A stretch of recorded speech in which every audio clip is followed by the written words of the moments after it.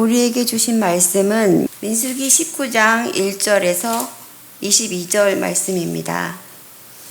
여호와께서 모세와 아론에게 말씀하여 이르시되 여호와께서 명령하시는 법의 율례를 이제 이르노니 이스라엘 자손에게 일러서 온전하여 흠이 없고 아직 멍에 매지 아니한 붉은 암송아지를 내게로 끌어오게 하고 너는 그것을 제사장 엘르아살에게 줄 것이요 그는 그것을 진영 밖으로 끌어내어서 자기 목전에서 잡게 할 것이며 제사장 엘르아살은 손가락에 그 피를 찍고 그 피를 회막 앞을 향하여 7번 뿌리고 그 암소를 자기 목전에서 불사르게 하되 그 가죽과 고기와 피와 똥을 불사르게 하고 동시에 제사장은 백향목과 오솔초와 홍색 실을 가져다가 암송아지를 사르는 불 가운데에 던질 것이며 제사장은 자기 옷을 빨고 물로 몸을 씻은 후에 진영에 들어갈 것이라. 그는 저녁까지 부정하리라. 송아지를 불사른 자도 자기 옷을 물로 빨고 물로 그 몸을 씻을 것이라. 그도 저녁까지 부정하리라. 이에 정결한 자가 암송아지 죄를 거두어 진영바 정한 곳에 들지니 이것은 이스라엘 자손 회중을 위하여 간직하였다가 부정을 씻는 물을 위해 간직할 것이니 이것은 속죄제니라. 암송아지 죄를 거둔 자도 자기의 옷을 빨 것이며 저녁까지 부정하리라. 이는 이스라엘 자손과 그 중에 거류하는 외인에게 영원한 율례니라. 사람의 시체를 만진 자는 이틀 동안 부정하리니 그는 셋째 날과 일곱째 날에 제물로 자신을 정결하게 할 것이라. 그리하면 정하려니와 셋째 날과 일곱째 날에 자신을 정결하게 하지 아니하면 그냥 부정하니 누구든지 죽은 사람의 시체를 만지고 자신을 정결하게 하지 아니하는 자는 여호와의 성막을 더럽힘이라. 그가 이스라엘에 끊어진 것은 정결하게 하는 물을 그에게 뿌리지 아니하므로 깨끗하게 되지 못하고 그 부정함이 그대로 있음이니라. 장막에서 사람이 죽을 때의 법은 이러하니 누구든지 그 장막에 들어가는 자와 그 장막에 있는 자가 이레 동안 부정할 것이며 뚜껑을 열어놓고 덮지 아니한 그릇은 모두 부정하니라.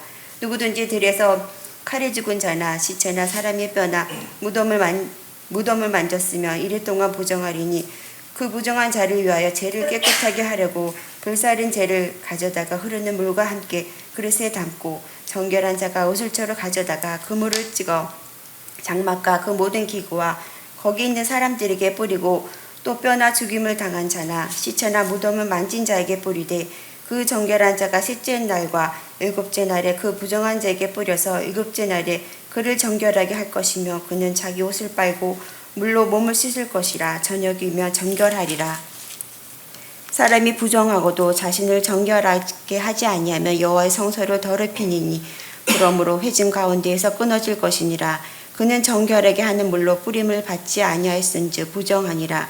이는 그들이 영구한 율례니라. 정결하게 하는 물을 뿌린 자는 자기의 옷을 빨 것이며 정결하게 하는 물을 만지는 자는 저녁까지 부정할 것이며 부정한 자가 만진 것은 무엇이든지 부정할 것이며 그것을 만지는 자도 저녁까지 부정하리라. 이것은 성령으로 기록된 말씀입니다. 며칠 전에 그 유튜브 영상을 보는데요.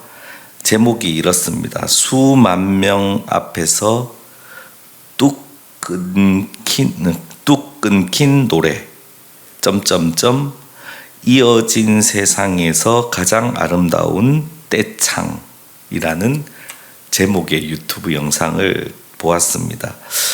내용은 이렇습니다. 매년 20만 명이 다녀가는 영국의 유명한 페스티벌, 락 페스티벌이 있는데요. 거기서 26살짜리 그 가수 루이스 카팔디라는 가수가 노래를 부르는데 노래를 하다가 그만 가사를 까먹은 건지 어떻게 된 건지 갑자기 노래가 멈춰지게 되었습니다. 그 멈춘 이유를 영상이 보여주는데 쉽게 얘기하면 그 틱 현상이 있잖아요.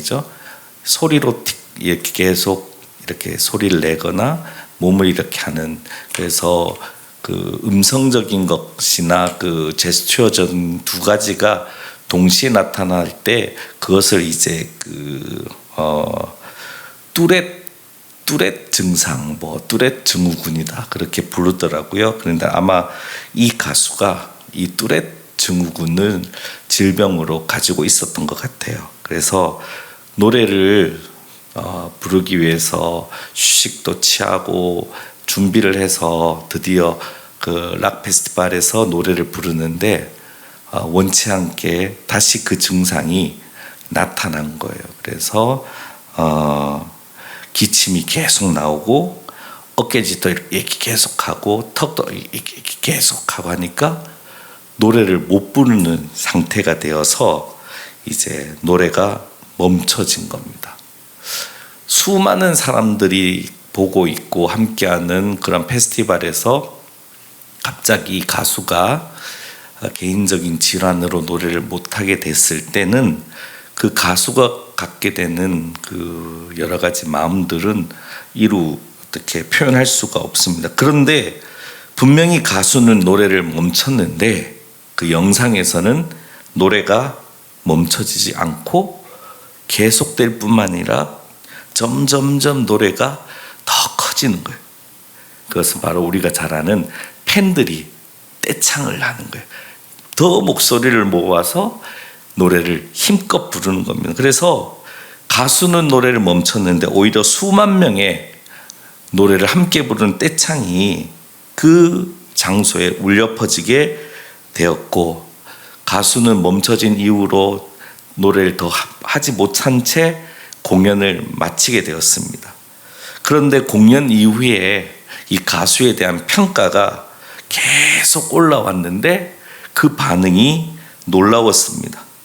노래할 수 없었던 가수를 그저 위로하는 그런 응원 메시지가 아니라 이 노래 부르지 못한 가수가 정말 최고의 공연을 했다라는 극찬을 올리고, 어떤 사람은 당신은 나의 영웅이라고까지 그렇게 칭찬하는 그런 메시지로 가득하게 되었습니다. 특별히 이 영상은 그가 부르는 노래 가사를 소개합니다. 날 치료해 줄 사람이 필요해요. 날 알아줄 사람, 들어줄 사람, 내 옆에서 날 챙겨줄 사람, 그저 내 감정을 알아줄 사람이 필요합니다. 라는 가사를 소개했습니다. 즉, 수많은 청중들이 이 노래 가사처럼 정말 이 가수가 누군가 필요할 때 그 필요한 사람이 되어 준 겁니다. 그래서 본인들이 이 노래를 부르면서 그 가수의 필요한 사람이 되어 주면서 노래가 끊어지지 않고 이어지게 했을 뿐만 아니라 그 가수도 그 청중도 정말 현실이 된, 정말 필요한 사람이 되어 주기를 바라는, 필요한 사람이 우리 인생에 꼭 있어야 되는 그 노래 가사가 정말로 이루어지는 현장의 주인공들이 다 된 거예요. 가수도 그 주인공이 된 거고, 그리고 그 가수의 팬들도 가수가 부르지 못한 그 노래를 불러주면서 그 주인공이 되니까 그냥 입에서 읊조리는 노래 수준이 아니라 자기의 삶에서 이루어진 노래를 가수와 그 가수의 팬들이 함께 그렇기 때문에 그 가수도 최고의 가수라고, 그리고 그 청중들도 최고의 팬들이었다고, 최고의 떼창을 부르는 그런 순간이었다고, 수만 명 앞에서 뚝 끊긴 노래, 이어진 세상에서 가장 아름다운 떼창이라는 제목의 유튜브 영상으로 올려지게 되었습니다. 가수와 청중이 이어지고, 그리고 그 가사를 온전히 경험하게 된 삶의 자리, 그 삶의 자리가 그 한 가수뿐만 아니라 그 떼창한 그 청중들에게도 잊지 못한 감동의 삶의 자리로 그렇게 삶의 자리를 경험하게 된 것입니다. 오늘 말씀은 제1세대가 40년 광야 생활을 하면서 점점 사라져 가고, 대신에 제2세대가 등장하고 있는 삶의 자리가 바로 오늘 말씀의 자리입니다. 1세대가 사라져 갑니다. 40년을 기준으로. 그러면서 2세대가 나타납니다. 그렇다면 여기서 중요한 것은 1세대와 2세대가 서로 다른 존재가 아니라 1세대는 2세대가 제대로 이어가도록 하는 역할을 해주고, 2세대는 1세대를 이어서 제대로 이어서 세워지는 존재가 되는 것, 즉 서로의 단절이 아니라 이어지는 존재가 되는 것이 참 중요합니다. 이것을 바로 40년 광야 생활에서 우리가 지난번 정탐 사건 후에 40년 광야 생활에 해당되는 말씀이 바로 민수기 그 15장부터 19장 그 5장의 짧은 말씀이지만 이 짧은 말씀이 40년 광야 생활을 대변한다, 보여준다, 그렇게 말씀드렸는데 바로 이 5장의 말씀에서 우리는 정말 1세대와 2세대가 아름다운 이어짐이 이루어졌는지 그렇지 않은지, 이를 위해서 제대로 수고했는지 아니했는지를 확인할 수 있는 말씀입니다. 그래서 먼저 잠깐 우리 5장의 말씀의 내용들을 잠깐 보도록 하겠습니다. PPT 한번 보시면 정탐 사건 이후에 이제 15장은 그 약속의 땅에 들어가서 드려야 할 제사 규정입니다. 요 말씀 바로 전에 정탐 사건의 실패로 인해서 이스라엘은 정말 실패의 자리, 전쟁에서 지는 자리에 있었는데 하나님께서 다시 1세대를 일으켜 세우면서 이들에게 바로 이 세웠던 그 메시지, 동시에 2세대를 향한 소망의 메시지를 함께 주는 말씀이 15장 말씀이에요. 그래서 약속의 땅에 들어가서 드려야 할 제사 규정에 대해서 1세대가 듣는 동시에 1세대가 듣고 2세대에게 이어줘야 하는 그 내용을 말씀해 줍니다. 특별히 약속의 땅에 들어가서 드려야 되는 제사 중에 그 땅에서 걷어들이는 것으로 드리는 소제와 그 땅에서 걷어들이는 포도주로 드리는 전제, 그리고 무엇보다 이스라엘 백성의 가장 중요한 속죄제의 자리를 강조하는 말씀이 바로 민수기 15장에 나옵니다. 그러나 이 하나님께서 이렇게 1세대와 2세대가 아름답게 세워져 가기를 바라지만, 그러나 그동안의 삶의 자리에서 그 이스라엘 진영의 중심, 그리고 주변에서 일어났던 그 가장 강력한 사건이 바로 이 고라 사건인데, 이 고라 사건을 통해서 하나님의 진영이 중심으로부터 외곽에 이르는 그 모든 진영이 한마디로 부서지는 그런 참담함을 겪게 됩니다. 그래서 고라 반역 사건, 그리고 가담자, 그래서 하나님의 백성들의 이스라엘 진영이 중심으로부터 주변까지 무너지는 사건을 경험하게 됩니다.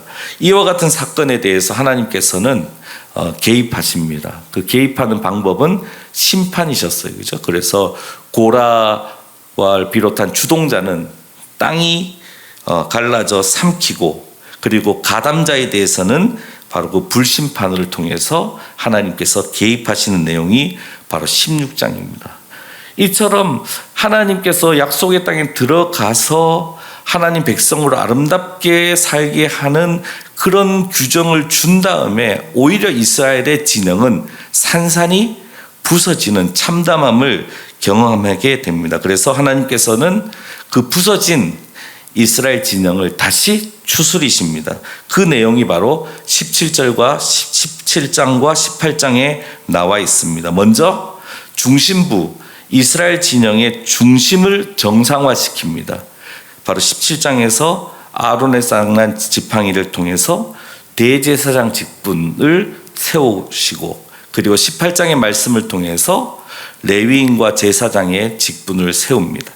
다시 말해서 이스라엘 진영의 중심의 정상화는 하나님께서 규정을 통해서 너희들 대제사장 역할 이렇게 해, 말씀은 하셨지만 실질적으로는 이 직분을 가진 사람들이 얼마나 순전하게 섬기느냐에 따라서 결정이 되는 거예요.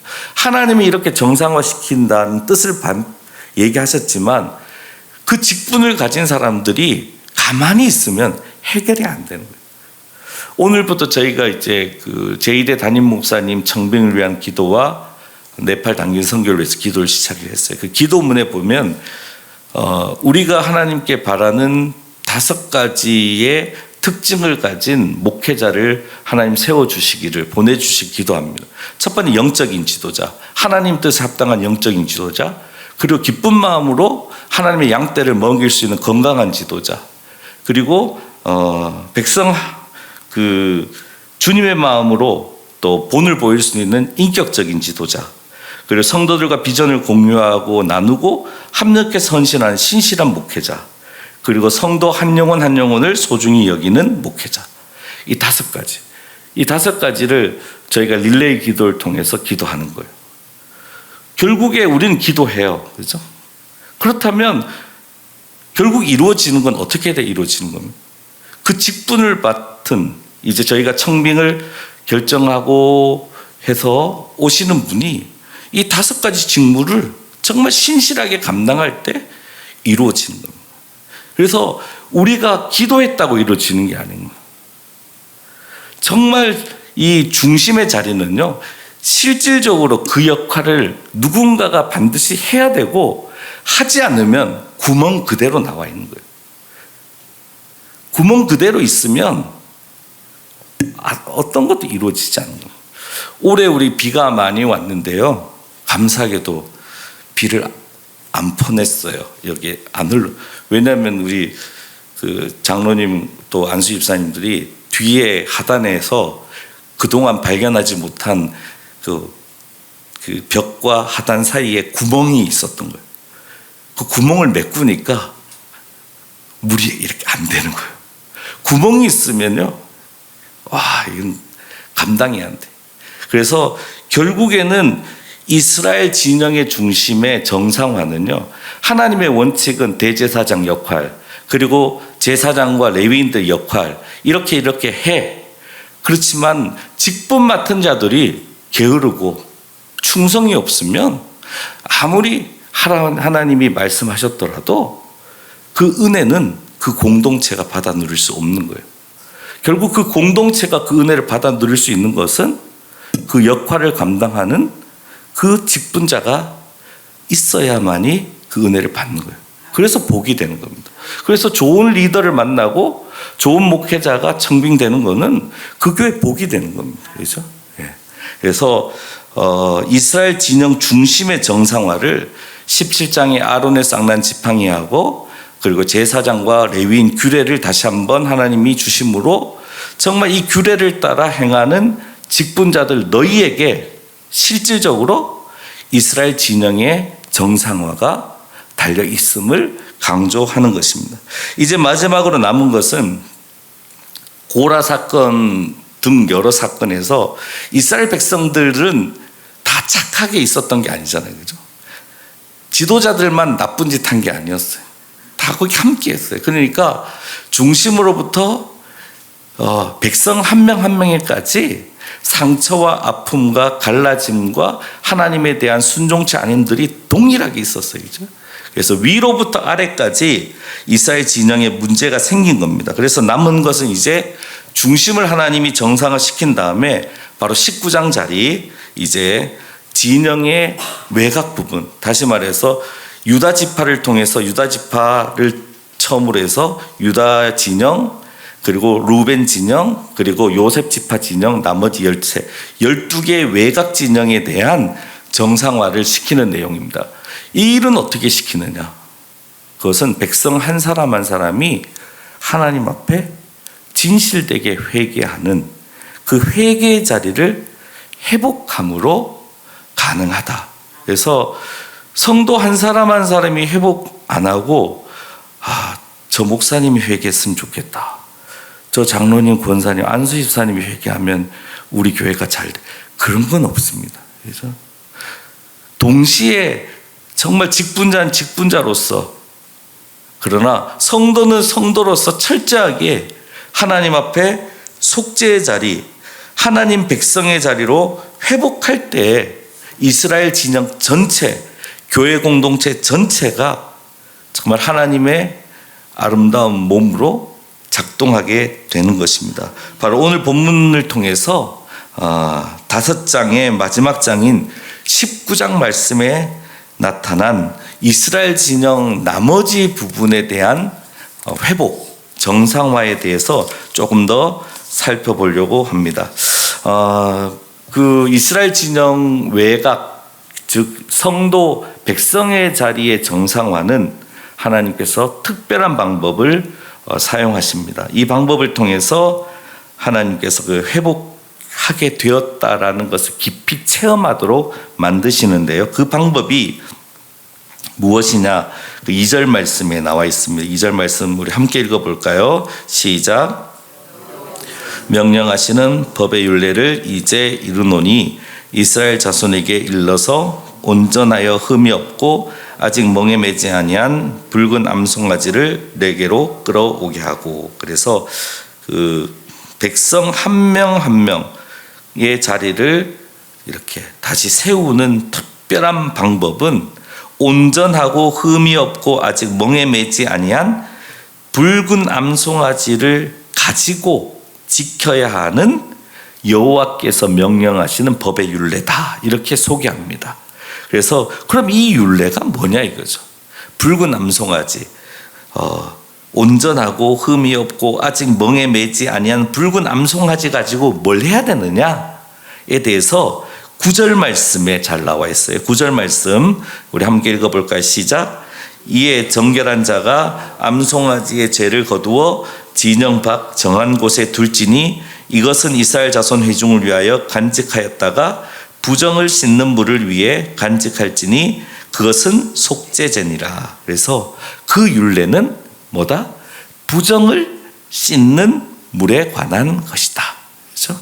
부정을 씻는 물에 관한 것인데 이 규정은 어디에 해당된다고요? 속죄제에 해당된다. 다시 말해서 이스라엘 백성 외곽 성도들의 일반적인 삶이 회복되는 그 길은 속죄밖에 없다. 그렇죠? 속죄. 회개하지 않고는 회복될 수 없다라는 것을 이미 구약 때부터 우리에게 알려주고 있습니다. 그래서 이스라엘 진영의 정상화는 한 사람 한 사람 백성이 자기의 죄를 속죄할 때에 분명히 있게 된다는 것을 알려줍니다. 그런데 오늘 말씀에서 부정을 씻는 물에 대한 다른 표현이 나와요. 그 표현이 13절 말씀입니다. 함께 읽어볼까요? 시작. 누구든지 죽은 사람의 시체를 만지고 자신을 정결하게 하지 아니한 자는 여호와의 성막을 더럽힘이라. 그가 이스라엘에서 끊어질 것은 정결하게 하는 물을 그에게 뿌리지 아니하므로 깨끗하게 되지 못하고 그 부정함이 그대로 있음이니라. 그래서 부정을 씻는 물에 대한 다른 표현이 정결하게 하는 물이다. 그렇죠? 그래서 이스라엘 백성 한 사람 한 사람을 회복시키고 그 공동체를 회복시키고 그러기 위해서는 어떻게 해야 돼요? 부정을 씻어야 되고 다시 한번 정결해져야 돼요. 이 용어를 통해서 정말 우리 공동체가 회복하는 길은 여기 있는 거예요. 지도자 자리에서는 지도자의 회복은 사명을 감당함에 있어요. 그렇지만 지도자도 한 사람의 백성이잖아요. 한 사람의 백성의 자리에서 회복은 어떻게 해야 돼요? 부정을 씻고 정결하게 되는 이 속죄를 통해서만이 있을 수 있는 거예요. 그렇죠? 구원은 이와 같이 이루어지는 거예요. 그래서 예수 그리스도의 십자가의 속죄가 우리에게 구원을 주는 거예요. 그렇죠?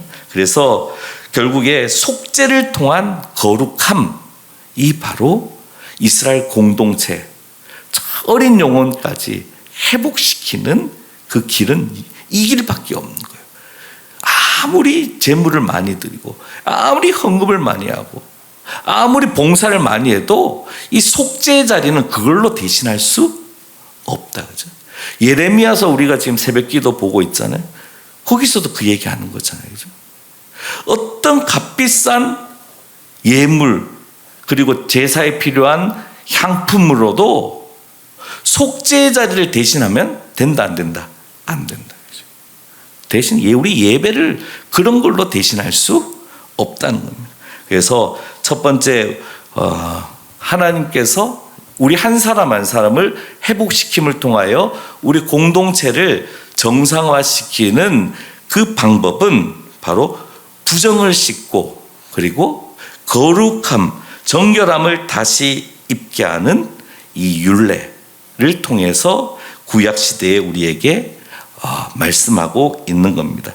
그러면 이 두 번째 부정을 씻는 물 또는 정결하게 하는 물을 만드는 방법은 뭐냐에 대해서 오늘 말씀은 쭉 설명하고 있습니다. 여기서 이 물을 만드는 핵심 재료를 처음부터 밝히고 있어요. 그죠? 말씀드렸듯이 온전하고 흠이 없고 아직 멍에 매지 아니한 붉은 암송아지를 가지고 만드는 겁니다. 그런데 살아있는 벌떡벌떡 뛰는 붉은 암송아지로 만드는 게 아니라 이 붉은 암송아지의 재를 가지고 만들게 됩니다. 그래서 먼저 만들어야 되는 게 바로 이 살아있는 붉은 암송아지를 절차를 따라서 이제 재로 만드는 그 과정을 오늘 2절 말씀부터 10절 말씀에서 자세히 알려주고 있습니다. 여기서 특별한 것은 보통 제사를 드리면 어떡합니까? 소를 갖고 오면 하나님의 이제 성소 앞에서 제사장이 손을 얹고 잡고, 그죠? 그 앞에서 다 이루어져요. 그런데 이 속죄제의 경우에는 이제 진영 밖으로 가지고 나가서 하게 됩니다. 그래서 오늘 본문에 있는 붉은 암송아지의 제를 만드는 절차는 진영 안에서 하나님의 장막 앞에서 이루어지는 게 아니라 진영 밖으로 가져가서 거기서 만드는 과정이 있다는 것입니다. 그래서 그 부분이 특별한 절차입니다. 그래서 진영 내에서 이루어지지 않고 진영 밖에서 이루어진다. 3절 말씀입니다. 우리 함께 읽어볼까요? 시작. 너는 그것을 제사장 엘르아살에게 줄 것이요 그는 그것을 진영 밖으로 끌어내어서 자기 목전에서 삶게 할 것이며. 그래서 제사장 엘르아살에게 온전하여 흠이 없고 아직 멍에 매지 아니한 붉은 암송아지를 가져오면 그 엘르아살이 그것을 진영 밖으로 끌어내어서 잡는 거예요. 그리고 제사 행위 이렇게 잡은 다음에 이렇게 하는 것은 우리 레위 사장의 속죄제하고 거의 비슷합니다. 피를 뿌리고 이런 거는 비슷합니다. 그래서 어쨌든 잡은 후에 제사장 엘르아살은 손가락에 피를 찍고 그 피를 이제 회막을 향하여 7번 뿌리고 그리고 이제 그 속죄제의 경우에는 피를 번제단 밑에 쏟는 거죠. 보통 속죄제의 경우는. 그런데 이번에는 뭘 만드는 겁니까? 속죄제를 드리는 게 아니라 속죄에 필요한 정결하게 하는 물의 재료인 재를 만드는 거예요. 그래서 이때는 다 태웁니다. 다. 그래서 재를 만드는 것이기 때문에 다 태웁니다. 그런데 그냥 그것만 태우지 않고 여기에다 추가적으로 더 효과 있게 하려고 하는 또 재료를 더 넣습니다. 그 내용이 6절에 나옵니다. 함께 읽어볼까요? 시작.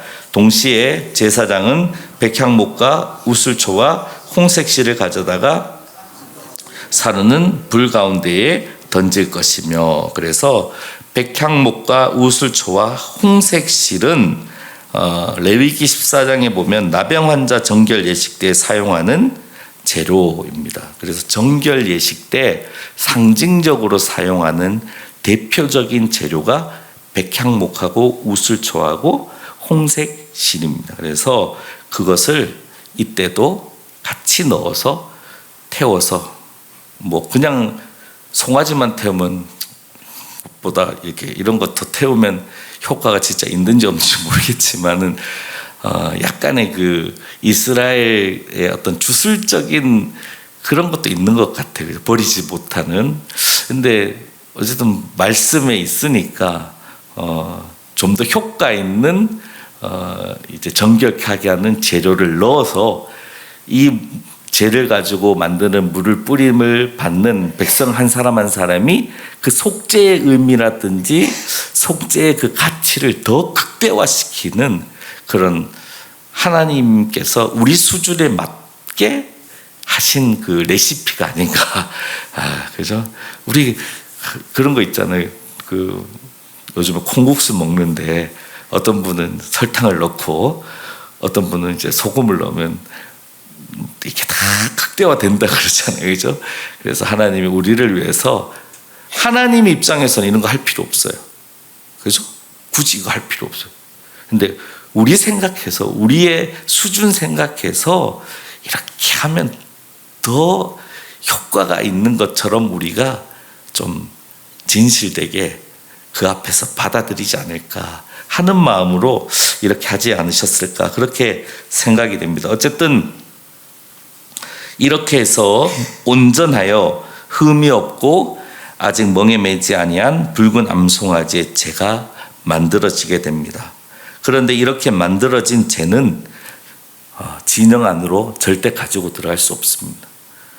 내용을 쭉 보시면 그 제를 만드는 과정에 참여했던 봉사자도 부정한 상태가 되는 거예요. 그러니까 그 죄를, 그래서 죄라는 것은 죄를 덮어 쓰는 거잖아요, 그렇죠? 그래서 그것은 우리가 정말 하나님 앞에 해결받아야 될 자리지 그걸 하나님의 집으로 그냥 갖고 들어갈 수는 없는 거예요, 그렇죠? 그래서 죄를 만들기 위해 수고한 이들도 죄를 거둔 이들도 다 부정합니다. 그래서 대신에 만든 이 암송아지 제를 이렇게 보관하라라고 9절 말씀에 기록하고 있어요. 9절 한번 볼까요? 시작. 이에 정결한 자가 암송아지의 제를 거두어 진영 밖 정한 곳에 둘지니 이것은 이스라엘 자손 회중을 위하여 간직하였다가 부정을 씻는 물을 위해 간직할지니 그것은 속죄제니라. 그래서 이렇게 제를 만들었어요.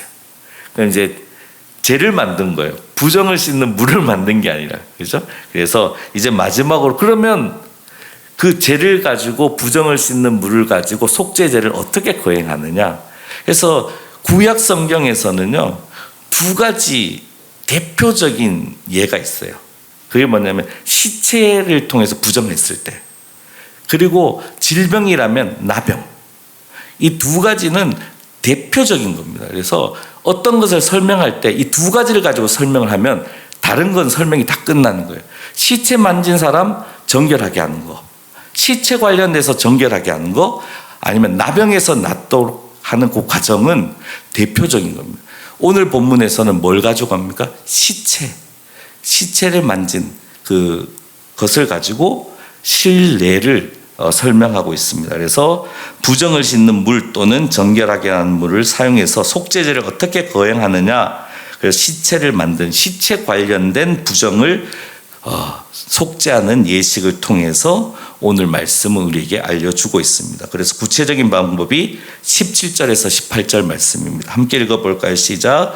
그 부정한 자를 위하여 죄를 깨끗하게 하려고 불사른 재를 가져다가 흐르는 물과 함께 그릇에 담고 정결한 자가 우슬초를 가져다가 그 물을 찍어 장막과 그 모든 기구와 거기 있는 사람들에게 뿌리고 또 뼈나 죽임을 당한 자나 시체나 무덤을 만진 자에게 뿌리되. 제가 예전에 신대원 다닐 때 저희에게 어거스틴 고백록을 가르쳐 주신 선한영 교수님이란 분이 있어요. 근데 그분이 결백증이 있으세요. 그래서 하루는 강의를 하시다가 갑자기 뭐 때문에 그 얘기를 하셨는지 모르겠는데 휴게소에서 호두과자 사 먹는 얘기를 하시더라고요. 보통은 어떻게 사 먹죠? 아저씨 호두과자 주세요 그러면 그 아저씨가 이렇게 담아서 주시잖아요. 근데 이분은 그렇게 안 삽니다. 아저씨 손 대지 말고 봉투를 그대로 그 밑에다가 놓고 떨어지는 대로 받아는 절대 손 대지 그대로 톡톡 떨어지면 그대로 받아서 그렇게 하더라고요. 사람마다 참 다양한 사람들이 있어요.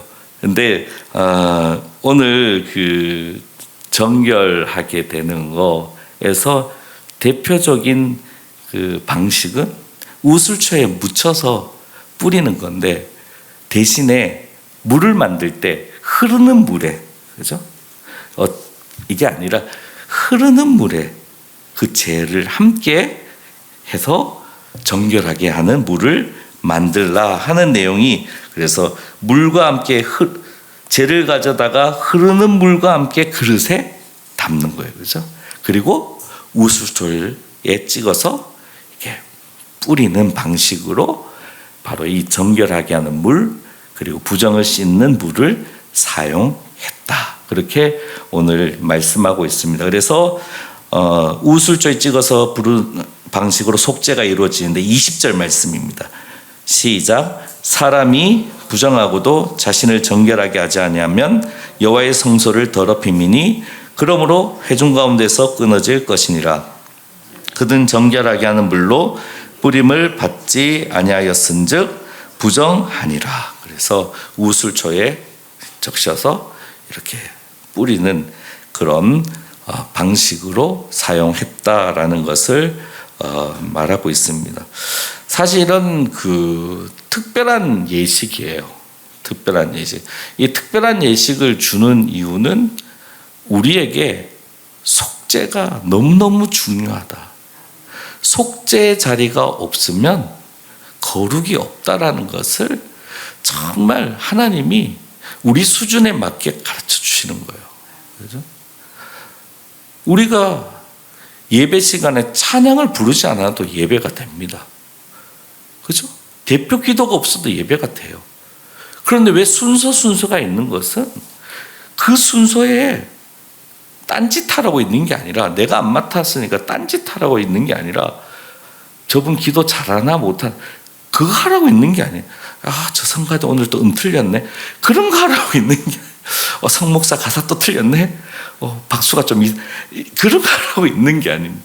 그래서 사실은 하나님과 만날 때 순서가 간단하면 간단할수록 좋은데, 그런데 우리가 딴짓을 해요. 그래서 찬양을 통해서, 기도함을 통해서, 봉독을 통해서 여러 사람들의 마음과 마음이 모여서 더 진실된 예배를 하나님 앞에 올려드리려고 그렇게 수고를 하는 겁니다. 그렇죠? 그냥 아무 생각 없이 하는 게 아니에요. 그렇죠? 오늘 말씀 마찬가지입니다. 우리에게 얼마나 속죄의 자리가 중요하면 이렇게까지 정결하게 하는 물 없으면 속죄가 안 됩니까? 우술초에 찍어서 뿌리면 속죄가 되고 우술초에 찍어서 뿌리지 않으면 속죄가 안 됩니까? 그거 아니잖아요. 우리에게 이렇게까지 속죄가 중요하다. 제발 묵은 땅을 기경하고 마음의 할례가 육체 할례보다 더 중요하다는 것을 우리에게 하나님은 계속해서 가르쳐 줍니다. 다시 말해서 이 예식들은요, 이 예식을 통해서 예식 자체만 보지 말고 그 예식에 담겨 있는 하나님의 본심을 보라는 얘기예요. 이렇게까지 수고하시는 하나님, 우리에게 이렇게까지 속죄가 필요한 인생이라는 거, 이렇게 해서라도 속죄 받아야 되는 인생이라는 것을 끊임없이 가르쳐주고 그렇게 속죄받은 인생이 되어야 한다는 거. 그래야 하나님의 심판이 아니라 하나님의 복을 누리는 인생이 된다는 것을 우리에게 가르쳐 주시는 거예요. 이 하나님의 본심을 알라고 알려주시는 것이지 이 율법 행하라고 알려주는 게 아니라는 겁니다. 오늘 말씀의 자리 1세대와 2세대가 전환되는 5장의 말씀 중에 마지막 말씀의 자리입니다.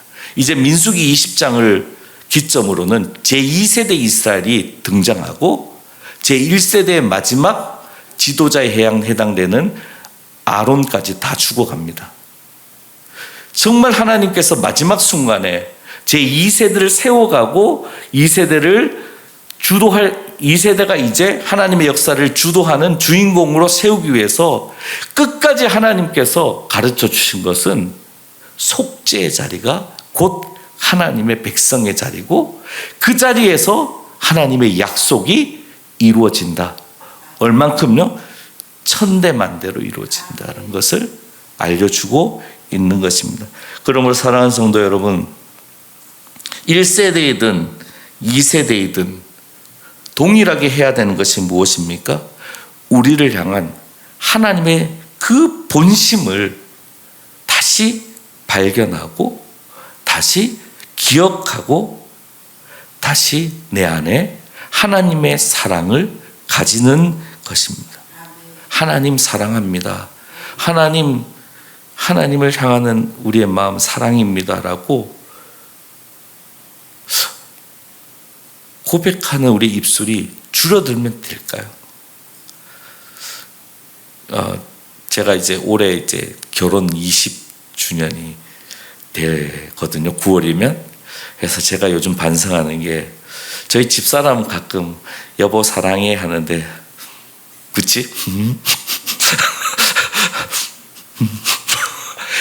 저도 사랑해 해야 되는데 이게 잘 안 돼요. 그래서 얼마 전에 이제 휴가를 보내면서 또 깊은 휴가 후 논쟁을 거친 후에 제가 부엌에 같이 이렇게 나란히서 여보 사랑해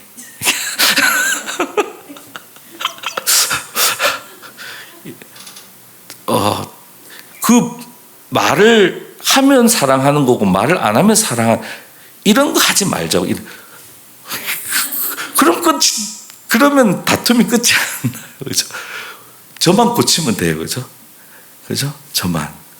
그동안 1년에 한두 번 사랑해 이렇게 아부할 때 했다면 진짜 20년 동안 여기 계신 30년, 40년 동안 내 아들이어서 고마워. 그리고 내 부모님이어서 너무 감사합니다. 이런 표현들을 계속 우리는 할 때 1세대와 2세대가 함께 하나님의 본심을 발견할 수 있습니다. 하나님 본심. 우리 가정에 하나님의 본심이 있거든요. 내가 사랑합니다. 수고했어. 웃지 않아서 상대방이 하나님의 본심을 내 가정에서 우리 교회에서 발견하지 못한다면 그건 우리의 죄입니다. 그죠? 회개해야 되는 거죠. 내가 한번 웃어주고 내가 한번 칭찬해주고 인사하고 그리고 사랑합니다라고 하고 이 모습이 그분에게 하나님의 사랑을 발견할 수 있는 교회가 되게 하고 그리고 내 가정에 내 자녀들에게 그런 가정이 되게 한다면 해야 되겠습니까? 안 해야 되겠습니까? 예, 저를 한 거예요. 그래서 올해 했습니다. 그래서 이제 앞으로 좀 하려고요. 네, 위험해요. 안 하면 앞으로가 위험한 것 같아요. 혹시 그 결혼 30주년이 없을 수도 있겠다. 그런 생각이 들더라고요. 그래서 사랑하는 성도 여러분, 이 작업을 1세대든 2세대든 다 해야 됩니다. 하나님의 본심을 내 삶의 자리에서 우리 가정에서 우리 교회에서 내가 사역하고 내가 봉사하고 내가 일하는 곳에서 발견하는 거 이거는 세대에 상관없이 함께 해야 되는데 어쨌든 1세대도 본인을 위해서 하시고 다음 세대를 위해서도 더 신실하게 하시고 2세대인 저희들도 우리 자신을 위해서 하고 또 1세대로부터 받은 그 가치를 더 아름답게 지켜가기 위해서 또 하고 그래서 정말 1세대와 2세대 상관없이 같이 하나님이 우리를 위해서 이렇게 배려하셨는데 하나님의 그 마음을 우리 삶의 자리에서 하나씩 하나씩 발견해 나간다면 하나님의 본심이 정말 우리 교회 가운데 우리 가정 가운데 개인적으로 무너져 있던 우리의 심령 가운데도 그 하나님의 사랑과 본심이 채워지고 그리고 흘러넘치는 그런 아름다운 은혜가 있을 줄 믿습니다. 오늘 말씀을 통해서 그 은혜의 자리에 저와 여러분이 그 속죄의 자리에 속죄를 넘어서 거룩해지는 자리에 저와 여러분이 함께 있기를 주의 이름으로 간절히 축원합니다.